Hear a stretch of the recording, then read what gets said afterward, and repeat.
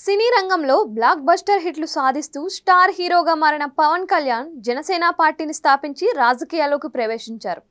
అనేక కష్టాలను అధిగమించిన తరువాత 21 సీట్లలో పోటీ చేసి మొత్తం 21 సీట్లను గెలిపించుకున్న అరుదైన నాయకుడిగా చరిత్ర సృష్టించారు.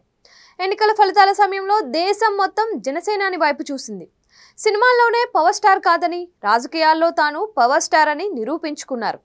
పంచాయతీరాజ్, గ్రామీణాభివృద్ధి సహా 5 శాఖలకు మంత్రిగా, ఉప ముఖ్యమంత్రిగా బాధ్యతలు నిర్వహిస్తున్నారు. మంత్రిగా ప్రమాణ స్వీకారం చేసిన తరువాత ఇంటికి వచ్చి పెద్దలందరి ఆశీర్వాదం పవన్ తీసుకున్నారు. ఆ వీడియో దేశవ్యాప్తంగా పాపులర్ అయింది. మెగా కుటుంబ సభ్యులంతా ఆనందోత్సాహాలతో ఉన్న సమయంలో ఒక్క అల్లు అర్జున్ మాత్రం వీటికి దూరంగా ఉన్నారు. ఎన్నికల ప్రచార సమయంలో నంద్యాల నుంచి పోటీ చేసిన వైసీపీ అభ్యర్థి శిల్పా రవిచంద్ర కిషోర్ రెడ్డికి మద్దతు ఇవ్వడమే కాకుండా తాను స్వయంగా అక్కడికి వెళ్లడం తీవ్ర విమర్శలకు దారితీసింది. చిన్నమావయ్య పవన్ కళ్యాణ్ కు కేవలం ట్వీట్ ద్వారా మాత్రమే విజయం సాధించాలని ఆకాంక్షించారు. పవన్ విజయం సాధించిన తర్వాత కూడా బన్నీ కేవలం ట్వీట్ తో సరిపెట్టారు. సరిగ్గా పవన్ కళ్యాణ్ విజయం సాధించిన తరువాతే అల్లు అర్జున్ కు అన్ని అపశకునాలు ఎదురవుతున్నాయని సినీ విశ్లేషకులు అభిప్రాయపడుతున్నారు.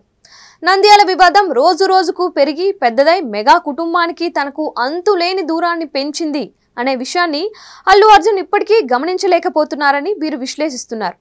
మెగా అభిమానులతో గొడవ జరుగుతూ ఉండడంతో పుష్ప 2 సినిమాను డిసెంబర్ 6కు వాయిదా వేశారు. అంతేకాకుండా అట్లీతో చేయాల్సిన సినిమా కూడా రద్దయింది. అతను ఎక్కువ పారితోషికం అడగడంతో నిర్మాణ సంస్థ సినిమానే వద్దనుకుంది. దీంతో అట్లీ ఈ కథను సల్మాన్ ఖాన్ కు వినిపించనున్నారు. తర్వాత బన్నీ త్రివిక్రమ్ శ్రీనివాస్ సినిమా అయితే చేయాల్సి ఉంది. అయితే ఇది ఉంటుందా లేదా అనే విషయంలో స్పష్టత రావటం లేదు. ఏది ఏమైనప్పటికీ పవన్ ఉప ముఖ్యమంత్రి అయిన తరువాత అల్లు అర్జున్ కు ఏది కలిసి రావడం లేదని అదృష్ట దేవత ముఖం చాటేసింది అంటున్నారు. ఇది నిజమే అని నెటిజన్లు సోషల్ మీడియాలో కామెంట్లు పెడుతున్నారు.